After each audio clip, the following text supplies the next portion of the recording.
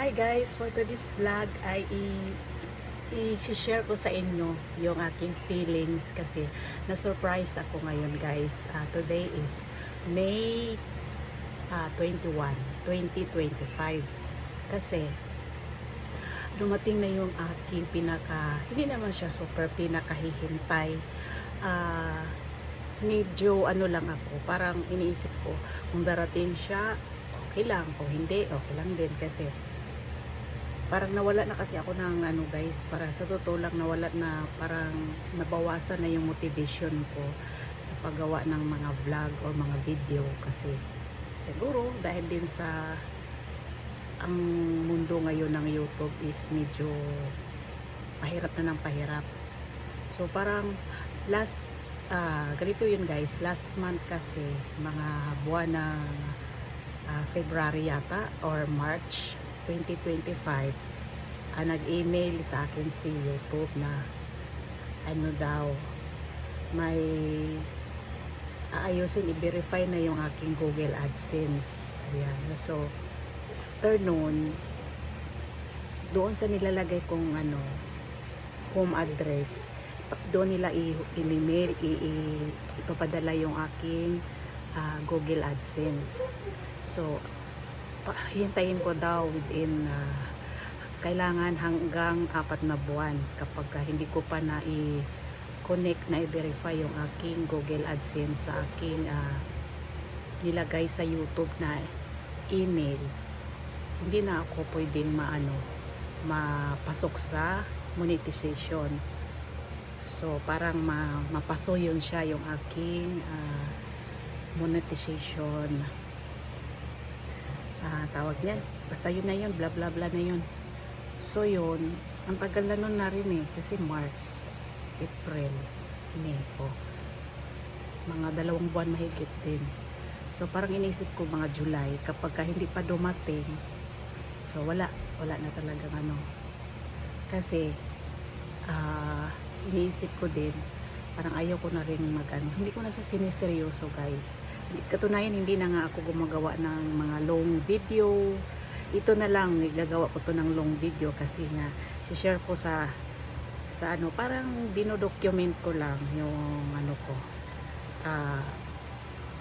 experience ko, yung nararamdaman ko na na-surprise ako ngayong araw na to kasi hindi ko na siya iniisip masyado. Hindi katulad dati nung panahon ng pandemic, yung unang channel ko talagang dugo at pawis halos yung pinupuhunan ko noon guys, kasi alam naman natin lahat ng mga tao talaga noon nasa bahay lang. So parang ang YouTube parang ginagawa na ng source of income halos lahat ng mga tao na nasa bahay para lang kumita. So ang bilis na monetization dati, di ba? Ang bilis-bilis talaga ng monetization, basta matyaga ka lang, masipag ka lang, nakikipag-engage ka sa iba, ganyan. Kaya ang bilis ko doon na monetize. Wala pang 1 year na monetize na ako.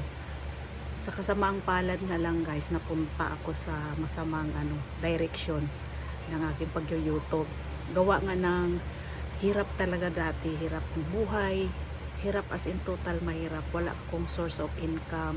Gustong-gusto ko lang talagang kumita.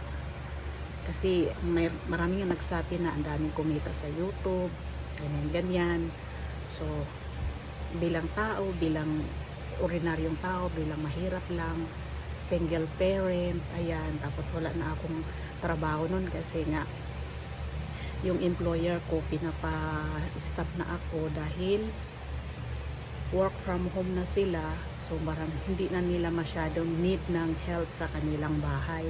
So ako nasa bahay na lang din, umuwi na ako sa amin. Tapos siyempre araw-araw kumakain, tapos walang source of income. Kaya ayun. So ito guys, papakita ko sa inyo guys. Ayan. Ayun, dumating na siya guys. Baliktad. Ayan.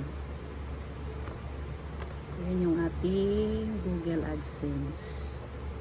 So, hindi katulad dati talaga na super excited ako noong panahon ng pandemic. Ayan, anong taon yun? 2019, mga ganun yata, o early 2019. Ayan, Diyos ko, nakailang sahod lang din ako nun guys, nakatatlong sahod lang ako, tas na ano na ako, na demonetize na ako nun, kasi nga may nalabag ako doon sa patakaran ni YouTube. Pero hindi lang naman ako ang naganon, madami kami nun. So yun nga, kaya ilang taon din akong na-hurt nun guys, from 2019, isipin nyo yun, 2019 or 2020. Tapos hindi ko na sabi ko, para akong nun, pinagsakluban ng langit at lupa, kasi ang iniisip ko nun, gawin ko siyang motivation, parang lahat ng pangyayari ko sa buhay araw-araw, YouTube, kailangan sa YouTube, kasi wala namang mawawala kung magsusumikap lang. Parang ang dami kong pangarap sa YouTube dati guys, iba talaga yung mindset ko dati, kaya gano'n na lang kasakit nung na demonetize ako. Kaya noon ilang taon din akong hindi na nagbubukas ng YouTube, parang ayaw ko nang marinig yung salitang YouTube. Tapos lumipas yung ilang taon, from 2020, mula nung na-demonetize ako, or late 2019 yata, basta mga ganon, 2020, hindi ko na masyadong matandaan guys. After nun, mga 3 years yata, kasi 2023 ako nagtry akong magagawa ulit ng YouTube ko. After 3 years, tagal lang move on ko, no? 3 years. Ayun. So parang out of na lang, parang napuboryong lang ako, parang minsan na-inspire, minsan sinisipag ako, parang ang dami pumapasok sa isip ko na ganito gawin, ganyan. So ayun, gagawa ulit ko ng aking YouTube channel. Ito na nga, yan, pinadalhan na ako ni YouTube sa aking pin. Ayan, bubuksan na natin. Ayan o. Ayan yung kanyang address, pangalan ko. Ano pa pala to siya dumating? April, dito sa Philippines. April 22, 2025. Tapos nakarating sa akin May 21. Halos isang buwan. Tagal, no? Ayan na siya. Paano ba ito bubuksan? Ay, dito ko pala bubuksan. Dati nga hindi ko ito alam buksan eh. Ayan, susundan mo lang siya yung cut sa gilid. Ayan, tanggal na. So, akin nang iano.